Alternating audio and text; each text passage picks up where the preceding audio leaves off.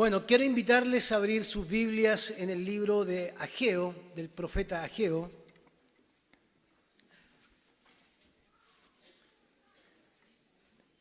Capítulo 1, vamos a leer hasta el capítulo 15.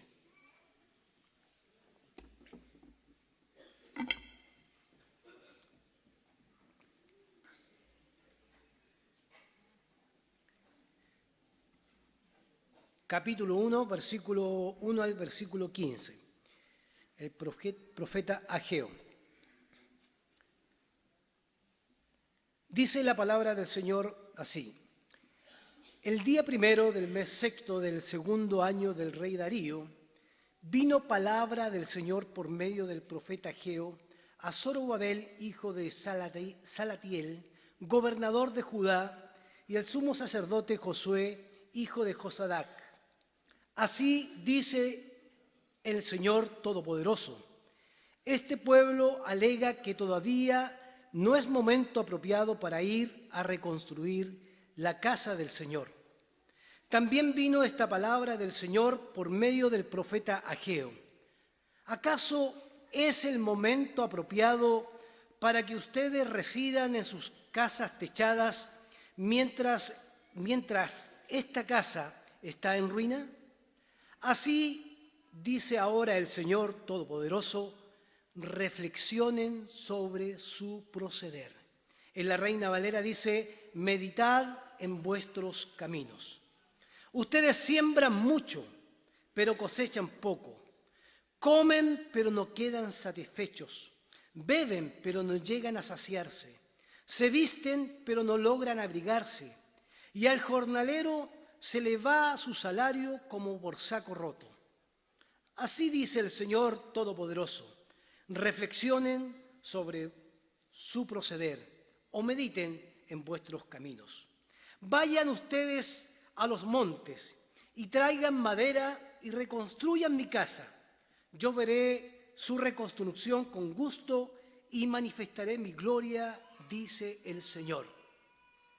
Ustedes esperan mucho, cosechan poco, pero cosechan poco. Lo que almacenan en su casa, yo lo disipo de un soplo. ¿Por qué? Porque mi casa está en ruinas, mientras ustedes solo se ocupan de las suyas, afirma el Señor Todopoderoso. Por eso, por culpa de ustedes, los cielos retuvieron el rocío y la tierra se negó a dar sus productos. Yo hice venir una sequía sobre los campos y las montañas, sobre el trigo y el vino nuevo, sobre el aceite fresco y el fruto de la tierra, sobre los animales y los hombres, y sobre toda la obra de sus manos. Zorobabel, hijo de Salatiel, el sumo sacerdote Josué, hijo de Josadac, y todo el resto del pueblo obedecieron al Señor su Dios, es decir, obedecieron a las palabras del profeta Ageo, a quien el Señor su Dios había enviado. Y el pueblo sintió temor en la presencia del Señor. Entonces Ageo, su mensajero, comunicó al pueblo el mensaje del Señor. Yo estoy con ustedes, yo el Señor lo afirmo.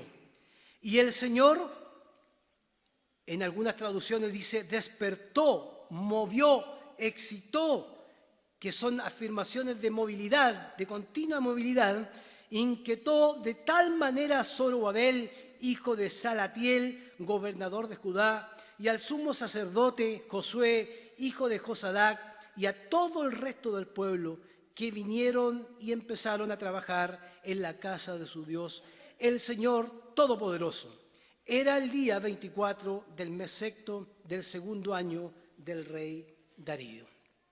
Esa es la palabra que tenemos para nuestra reflexión hoy.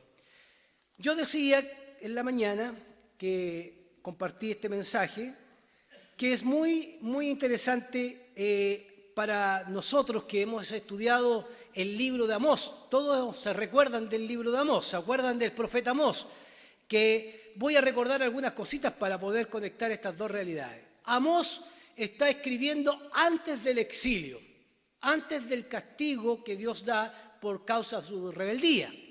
Y una de las particularidades de Amós es que Amós tiene un mensaje contra justamente todo lo que es el tema del culto y el tema del templo que estaba en Betel. Y le dice, ustedes van a ese lugar a buscarme y no me encuentran. Van por luz y encuentran tinieblas.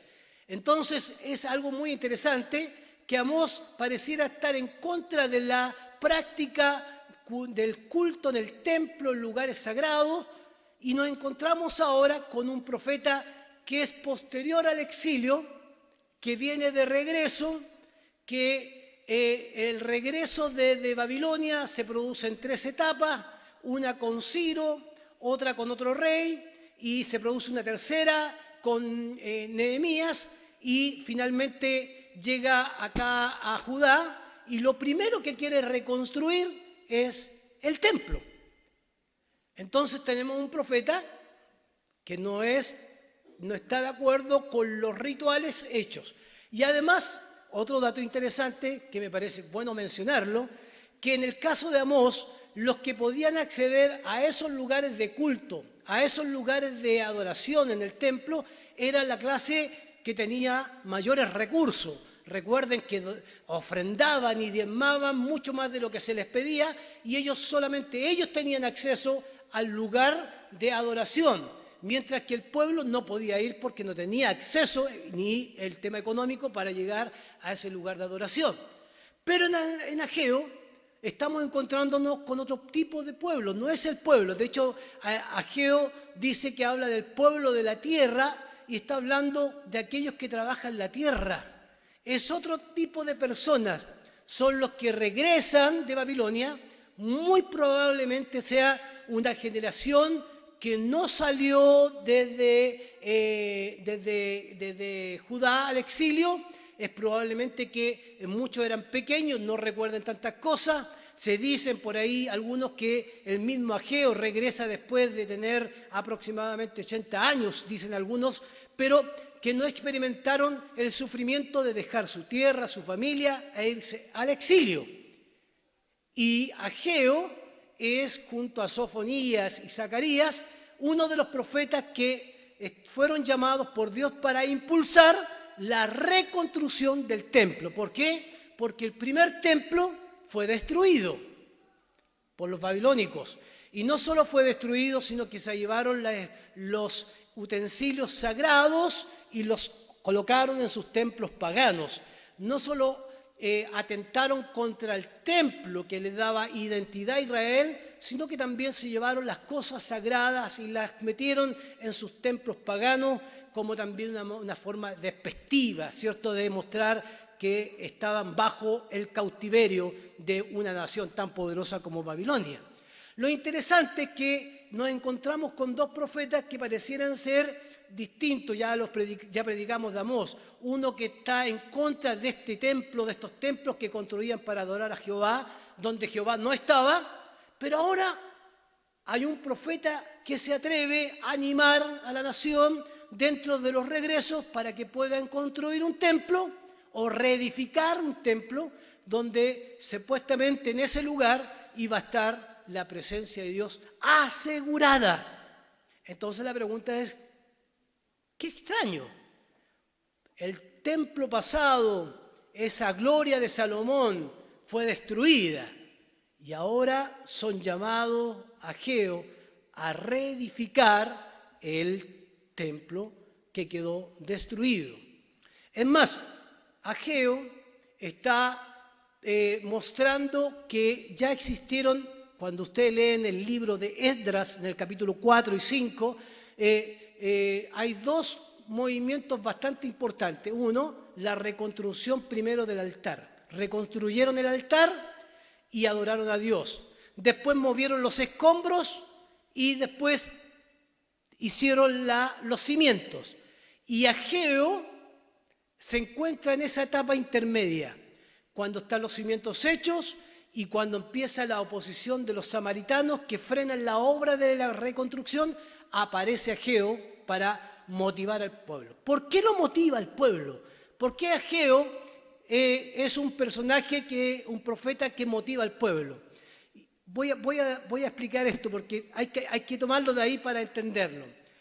Porque Ageo, al igual que Amós, recibe la misma palabra de aquel que en el pasaje se repite como algo clave, de aquel que es Dios Todopoderoso. Pero en un caso para manifestar que Dios no está presente en sus cultos, pero acá Dios envía a Ageo a reedificar un templo. ¿Por qué? Yo creo que lo vamos a decir al final. Porque el templo tiene que volver a recuperar algo para el pueblo.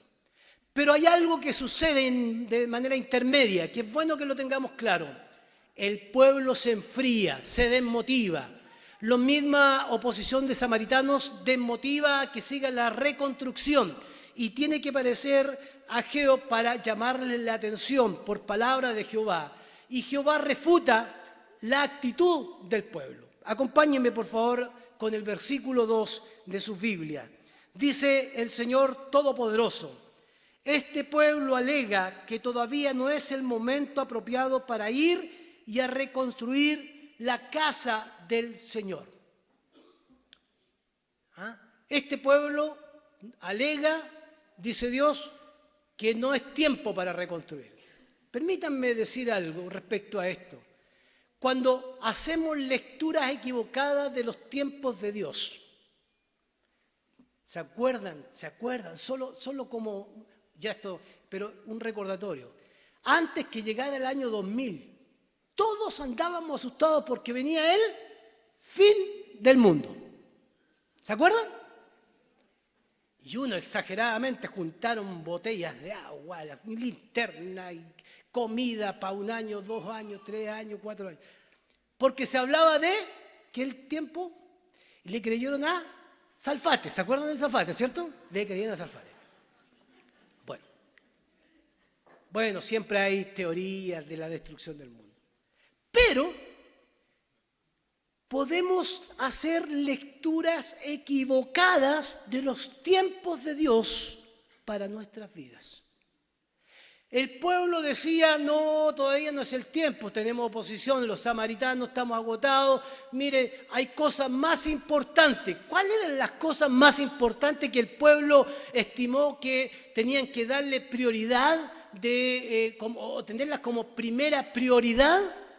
Por favor, acompáñenme en el versículo 3, la pregunta que hace Dios al pueblo, y versículo 3 y 4. También vino esta palabra del Señor por medio del profeta Ageo. ¿Acaso es el momento apropiado? ¿Es la prioridad principal de ustedes que residan en sus casas techadas mientras que esta casa, mi casa, está en ruina?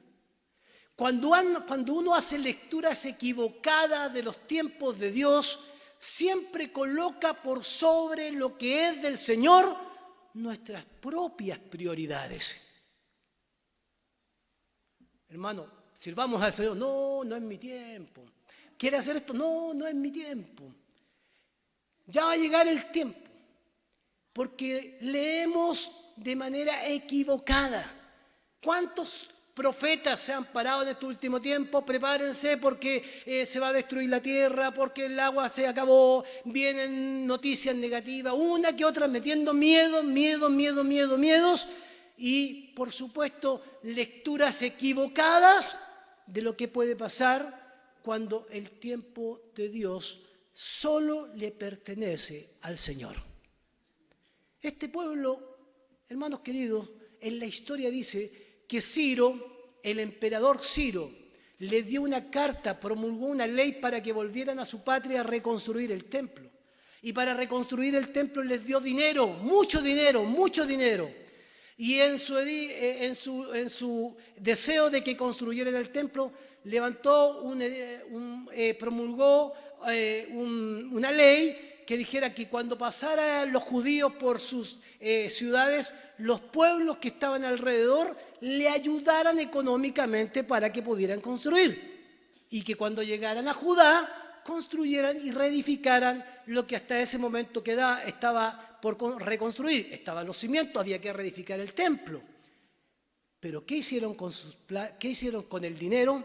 ¿Qué hicieron con los recursos que recibieron de parte del rey? Si ustedes ven el versículo 6, versículo 5, versículo 4, perdón, dice que ellos se fueron a sus casas a construirlas lujosamente. Si lo leen conmigo en la Reina Valera, dice, es para vosotros tiempo, para vosotros de habitar en vuestras casas artesonadas, y esta casa está desierta. O sea, no eran simples casas, sino que además eran casas lujosas que algunos han establecido que se construían al estilo de los reyes. O sea que estos campesinos del pueblo que habían llegado se preocuparon de ocupar los recursos en sus prioridades, en sus casas y en sus cosas que eran más importantes que la casa, reedificar la casa de Dios. Y esto tiene que ver con el ser humano. Tiene que ver con el ser humano. Si lo decía en la mañana y lo digo nuevamente porque son ejemplos que ayudan. No nos sirve ya el auto chico, el Fito. Antes había el Fito, se le llamaba al autito, ¿cierto? Ya, el Fiat. No, tiene que ser ahora un sedán. No, ahora tiene que ser un 4x4. Y ahora tiene que ser una van. Y ahora tiene que ser un camión. Porque parece que siempre lo material nos queda corto. Lo material. No es malo tener. El problema es poner el corazón en el lugar equivocado. Ese es el problema. Ya que los matrimonios vamos a trabajar el tema financiero, no se lo pierdan, nuevamente lo digo. Pero qué importante es cómo colocamos el corazón. No me basta el televisor boloco que existía, que con el alicate lo cambiábamos. Tiene que ser un plasma de 32 pulgadas, pero cuando ya es 32 el jugador se ve muy chiquitito, tiene que ojalá el jugador se vea de mi porte, 50, 80 pulgadas, ya 4K me dijo, mire, vamos en 4K ya, o sea, una tecnología que casi estamos dentro del televisor jugando con el equipo que nos gusta. Porque pareciera que lo material, las prioridades son mucho más importantes que las prioridades que Dios nos establece en términos de misión y en términos de desafíos. Y es interesante esto. Fíjese que las dos palabras que más se repiten es Dios Todopoderoso y meditar o reflexionar sobre vuestros caminos. Y permítanme decir algo respecto a eso. La iniciativa de Dios, permítanmelo decirlo con toda la fuerza, porque yo creo que esto no lo podemos perder de vista. La iniciativa de Dios siempre a través de los profetas es moverle el piso al pueblo, sean ricos o pobres. Con su palabra, no es la palabra del profeta, no es la palabra de Ageo, es la palabra de Dios, es la palabra de Jehová, del Dios Todopoderoso. Y tiene que moverle el piso al pueblo, porque la palabra nos interpela, la palabra nos confronta. Cuando la palabra nos confronta, ¿cuál es la acción que debe producir esa palabra en nosotros? Meditar en nuestros caminos. Si voy para el lado equivocado y la palabra me dice, no vayas para el lado equivocado, lo primero que debo hacer yo es enderezarme y volver al centro con Dios. Si he perdido la pasión por Dios, tengo que recuperar la pasión por Dios. Si he perdido la pasión por estudiar la palabra, debo recuperar la pasión por la palabra. Hoy yo leo a Ageo, lo he leído tantas veces y encuentro que Ageo me vuelve a conquistar porque me dice, Ricardo, reflexiona sobre vuestros caminos una y otra y otra y otra vez. Hay personas que creen que cuando se convirtieron hace 80 años atrás, 60 años atrás, 40 años atrás, 20 años atrás, la conversión fue suficiente. Nos convertimos. Sin embargo, cada día el Señor nos interpela con su palabra para decirnos, mediten sobre vuestros caminos. ¿Están en el camino correcto? ¿Están obedeciendo correctamente? ¿Estamos haciendo lo que Él quiere que hagamos? Algo debe producir en mí. A eso también se le puede llamar conversión. La conversión tiene que ver con el arrepentimiento, con volvernos a Él. En Lamentaciones dice, vuélvanse a mí, vuélvanse de sus caminos, conviértanse de sus malos caminos, porque puede ser que aún estando en la iglesia podamos estar en el camino equivocado. Y por lo tanto la palabra del Señor nos interpela a tal punto que nos dice, reflexionen sobre vuestros caminos. ¿En qué caminos andan? ¿En qué caminos están? Tenemos que pensar. La religión no nos ayuda. La tradición, el legalismo tampoco. La palabra de Dios, esta palabra del profeta, mediten. Ustedes están en sus casas arreglándolas, dejándolas, pero impecables, lujosas, y están tan contentos con eso. Y mi casa está en ruina. Entonces su prioridad está mal enfocada. ¿Dónde debe estar su prioridad? En este caso el profeta dice que debe estar en la casa de Dios, que está desierta y está destruida totalmente.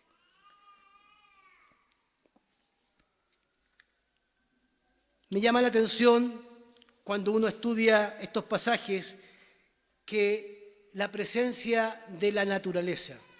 Fíjese que a partir del versículo 5 en adelante, cuando dice el Señor, reflexionen sobre vuestros caminos o meditad en vuestros caminos, el Señor habla de cómo la acción de la naturaleza tiene un efecto producido por esta frialdad del pueblo, esta frialdad espiritual del pueblo. Ustedes siembran mucho, pero cosechan poco.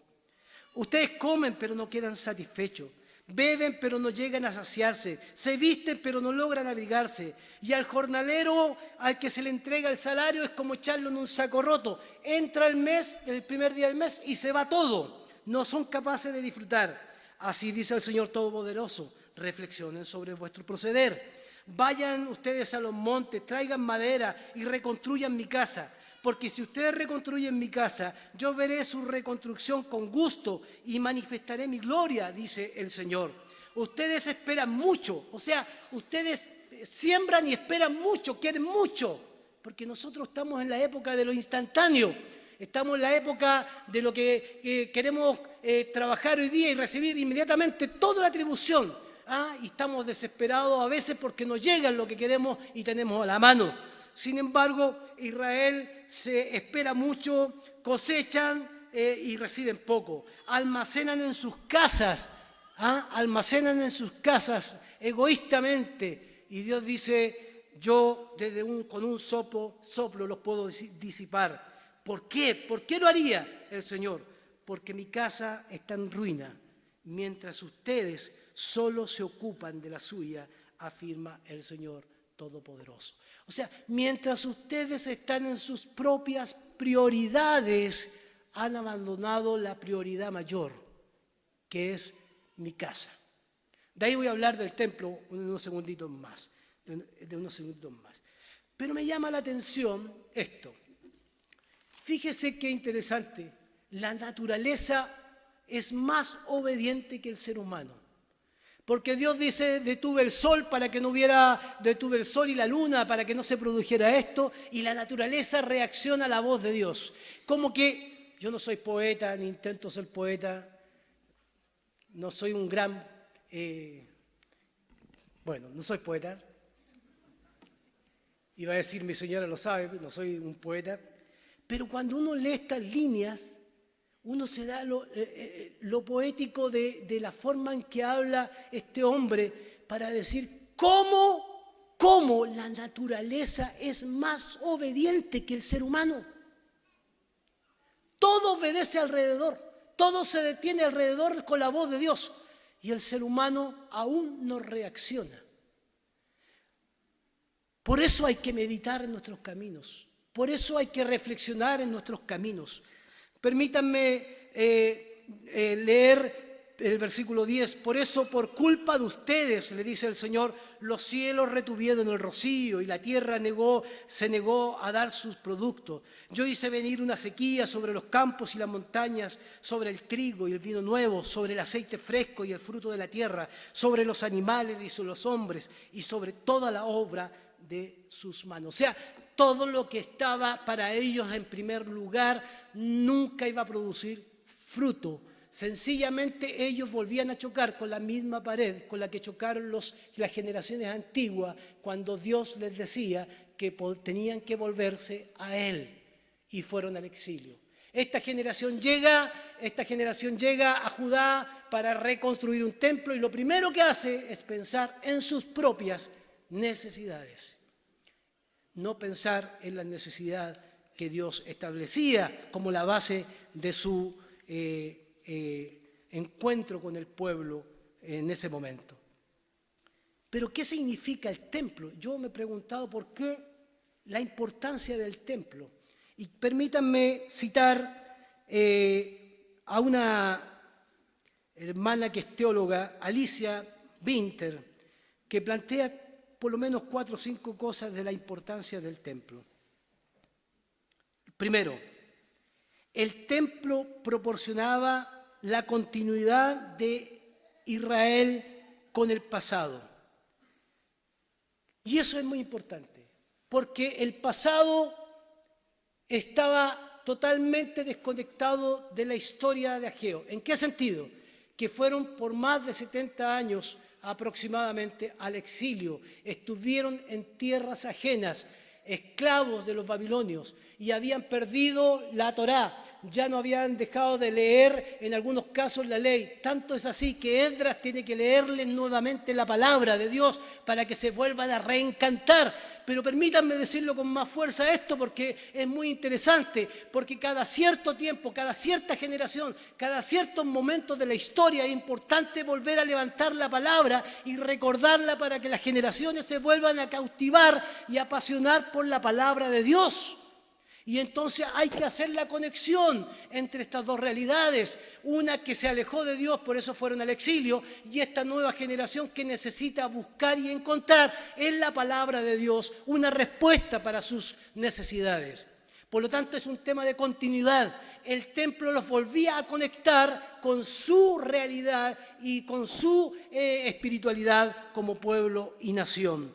Lo segundo, que el templo simboliza una relación continua del pueblo con la tierra. Mire que me llamó la atención esto. ¿Saben por qué? Porque simbólicamente el hecho de que el templo estuviera en un lugar físico, en un lugar ahí presente, era relevante para el pueblo. ¿Por qué? Porque la promesa que Dios había hecho a Salomón es que en el templo iba a estar su presencia todos los días. Esa presencia que los iba a acompañar. La presencia que los acompañó en el desierto, ahora esa presencia iba a estar ahí. Pero de manera simbólica el templo reflejaba, representaba esa presencia, esa reconstrucción, iba a propiciar, digo yo, que el pueblo pudiera recordar el pacto que Dios había hecho con Israel. ¿Cuál pacto? Ese pacto que dice... según el pacto que hice con vosotros cuando saliste de Egipto. Así mi espíritu estará con ustedes, en medio de ustedes o en medio de vosotros. O sea, el pacto del Señor, la presencia del Señor asegurada para una nueva generación que todavía tenía que encontrarse con el Dios Todopoderoso. Tercero, el pueblo articulaba un tema de identidad. Identidad. Ustedes mirarán este templo, pero este templo tiene su identidad. Yo sé que hay una cultura anti-templo, anti-institución, y de hecho en los tiempos de la Reforma existieron varias variantes de la Reforma, y una de ellas, para ir en contra de la Iglesia Católica, una de ellas rechazó los templos, rechazó los símbolos, rechazó todo lo que representara algo. Pero déjenme decirle una cosa. La figura de la identidad para Israel, tener el templo, era recordarles a ellos que eran el pueblo escogido de Dios. les daba una identidad nuevamente, era recuperar lo que ellos habían sido. Pero a nosotros también nos pasa. ¿De qué iglesia es usted? ¿De la iglesia de Providencia? Antiguamente, de los antiguos que están acá, ¿qué decíamos?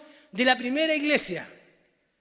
Y lo decíamos con orgullo, de la primera iglesia, porque fue la primera iglesia. Esta es la primera iglesia de Alianza Cristiana y Misionera que se instaló en Santiago de Chile.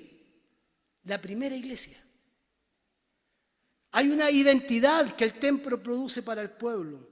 Y tercero o cuarto, esta identidad articula algo que es muy especial, que es el sentido de comunidad. Porque la vida cristiana no es de llaneros solitarios. La vida cristiana no se puede vivir solo. Hoy día estamos en un mundo individualista. Un yo, primero yo, segundo yo, tercero yo, y me importa un comino, como decía mi abuela, lo que pasa a mi alrededor. Somos tan individualistas que no nos interesa la comunidad. Por eso cuando decimos, este ministerio se va a reunir, se reúne en la comunidad. Grupo en casa se reúne en la comunidad. Las mujeres se reúnen en la comunidad. Los varones se reúnen en la comunidad. Los jóvenes allá en Las Condes, está la comunidad del Señor ahí reunida. Y el Espíritu del Señor está en medio de nosotros. Entonces, no es menor la reedificación del templo, porque eso produce y proporciona al pueblo no solo una actitud comunitaria, sino proporciona una organización, proporciona estabilidad frente a la incertidumbre de estos tiempos. Incertidumbre de estos tiempos, claro, la incertidumbre. Cada crisis que se produce en nuestra sociedad aleja más a las personas de Dios. En vez de acercarlas a Dios, las aleja de Dios. ¿Cuántos de nosotros nos ha pasado que en una crisis no hemos ido de la iglesia? Vivimos una crisis y nos vamos de la iglesia. Cuando debería producirse todo lo contrario. Cuando meditamos en nuestro camino y en medio de nuestra crisis, el primer acto y el primer paso debe ser ¿cuál? Acercarnos al Señor. Pero nunca olvidar que tenemos una comunidad con la cual necesitamos que nos abracen. Y permítanme decir esto. No sé si hay alguien que partió, se fue en la mañana. Aquí había un hermano, Mario Figueroa, que hizo los primeros, con pala acá, los primeros trabajos de este templo, donde estamos sentados cómodamente nosotros. Pero yo creo que esos hermanos nunca se imaginaron que esta iglesia se iba a convertir en el oasis para aquellos hermanos que vienen de fuera de Chile. Ellos pensaron siempre seguramente en una iglesia que era nacional, pero nacional del sur, porque también era para atender a los del sur, ¿se acuerdan? Eso dice la historia. Pero la iglesia, y en este plan del Señor, el cual yo no puedo leer si no estoy en comunión con Dios, porque Israel llegaba a decir, no es el tiempo. Pero yo digo, esos hermanos nunca pensaron que esta iglesia iba a ser una iglesia multicultural. Brasileños, cubanos, colombianos, ecuatorianos, peruanos, argentinos. Los argentinos los jamás. No, argentinos. De todas las culturas. Dios ha bendecido con nuevas culturas, haciéndonos el reflejo, y voy a decirlo, permítanme usar la figura y quizás más espiritualista, no sé cómo usted quiera llamarlo, la figura que en el cielo viviremos y en la eternidad viviremos, de toda lengua, de toda nación, de toda raza, el Señor nos llamará. Por eso el templo o la comunidad es fundamental. Nos organiza, nos da estabilidad, nos proyecta, nos anima.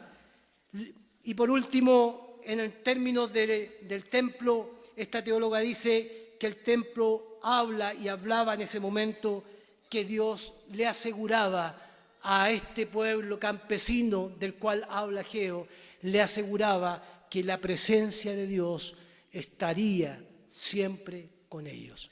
En la Reina Valera dice que en el versículo que Jehová, versículo 13, yo estoy con vosotros, dice Jehová.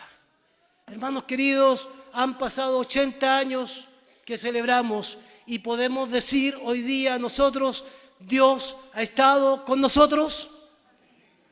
Dios nos ha acompañado en este caminar. Dios nos ha impulsado a predicar el Evangelio. Dios ha establecido su palabra profunda para que conozcan los caminos del Señor. Porque Dios está y estará con nosotros. No ahora, no en el pasado, sino en el futuro. Y lo que pareciera que está árido, un día florecerá. Lo que pareciera que está en crisis, un día se va a solucionar. Lo que pareciera que estuviera quebrantado, Dios lo restaurará. Porque Dios sigue con nosotros. Sigue con nosotros. Termino con las siguientes conclusiones finales, hermanos queridos, que no me gustaría dejar pasar, porque si no después me quedo pensando en estas reflexiones. Número 1, y termino. Nunca dejemos de meditar en nuestros caminos. ¿Dónde está su corazón? ¿Dónde está su corazón? ¿Dónde está su vida hoy día puesta? No estamos haciendo bien quedándonos ahí en lo pacífico, en lo frío. Israel veía los resultados, su vida espiritual tenía una consecuencia negativa. ¿Seguiremos nosotros sin meditar en nuestros caminos? ¿Dejaremos de meditar en nuestros caminos? Si tiene 2 años, difícil que pueda meditar. Cuando uno comienza a tener conciencia, empieza a meditar, pero tiene que pasar toda la vida meditando en sus caminos.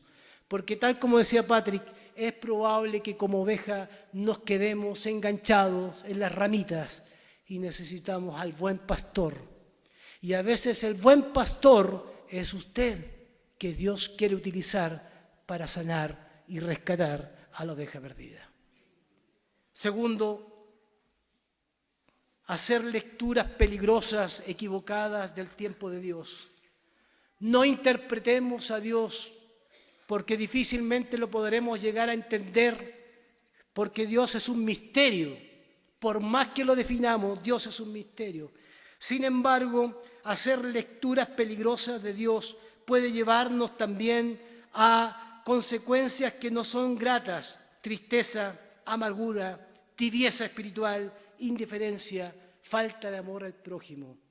Se han hecho malas lecturas en la historia, lecturas racistas que han encontrado en la Escritura pensamientos que parecieran que solamente un grupo tiene el privilegio de ser salvado. No, la palabra del Señor no debe interpretarse, no debe leerse de manera apresurada. Hay que profundizarla. Hay que leer los tiempos, no desde la religión, sino que leer los tiempos desde lo que la palabra del Señor nos va desafiando. Cuarto, seremos nosotros, hermanos queridos, aquellos que despertemos el espíritu de los demás. Porque mire cómo termina el pasaje. Entonces Ageo, enviado de Jehová, habló por mandato de Jehová al pueblo diciendo: yo estoy con vosotros, dice Jehová. Y despertó Jehová el espíritu de Zorobabel, hijo de Salatiel, gobernador de Judá, y el espíritu de Josué, hijo de Josadac, sumo sacerdote, y el espíritu de todo el resto del pueblo. Y vinieron y trabajaron en la casa de Jehová. O sea, contagiaron a otros. Contagiaron a otros. Aquellos que meditan en sus caminos, aquellos que se vuelven al Señor y aquellos que están con la pasión de servir, deben contagiar a otros para despertarlos. Porque hay algunos que están dormidos, hay algunos que están viviendo tiempos difíciles, han caído en la tibieza espiritual, pero no los podemos juzgar. No estoy hablando de apuntarlos con el dedo, mira tú, no. estoy diciendo que debemos ser nosotros los que levantemos los brazos de aquellos que están durmiendo. Dios está llamando a esta generación, porque la generación pasada ya hizo su tarea. Esta generación tiene que despertar el espíritu de aquellos que necesitan volverse al Señor. Nosotros tenemos un proyecto de 5 pisos y tenemos solamente un piso. Y 80 ancianos, hermanos del pasado, construyeron esta iglesia y compraron un edificio de 240 millones de pesos. ¿Dejaremos a las generaciones venideras los 5 pisos? ¿Los impulsaremos nosotros cuando celebramos 80 años? Y no hablo de plata, no estoy hablando de plata, estoy hablando de la pasión por la obra del Señor. Porque la pasión por la obra del Señor debe contagiar el espíritu del otro. Cuando acompañamos, cuando impulsamos, cuando animamos, cuando llevamos una palabra de ánimo y no una palabra de juicio, ¿qué hacemos? Levantamos el espíritu de las personas. Porque nosotros tenemos una linda oportunidad de que Dios nos use para despertar el espíritu de un pueblo que puede estar dormido. La pregunta que hago al finalizar: ¿cuántos de nosotros estaremos dispuestos para despertar a las generaciones venideras? ¿Seremos indiferentes, preocupados en nuestras propias cosas, casas artesonadas, o simplemente nos pondremos en la brecha como Ageo, como Zorobabel y Josué? Y seremos los Zorobabel de este tiempo y los Josué de este tiempo para levantar a aquellos que necesitan ser remecidos para poder servir al Señor. ¿Amén? ¿Cuánto estaremos dispuestos a hacerlo? Celebramos 80 años, pero tenemos que celebrar 80 años más. Antes que el Señor venga, a lo mejor tenemos que acompañar a las nuevas generaciones. En Las Condes hay 70 juveniles, personas viviendo el encuentro de Eje, y todo un equipo de la iglesia moviendo, despertando el espíritu de esos jóvenes para que conozcan al Señor. ¿Cuántos de nosotros lo haremos? ¿Cuántos nos pondremos en la brecha? Y si no, meditemos sobre nuestros caminos. Amén. Pónganse de pie, oramos y cantamos para terminar.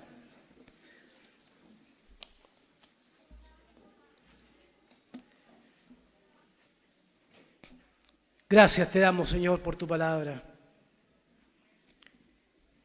Desafíanos, porque tu palabra nos confronta para poder servirte a ti, Señor.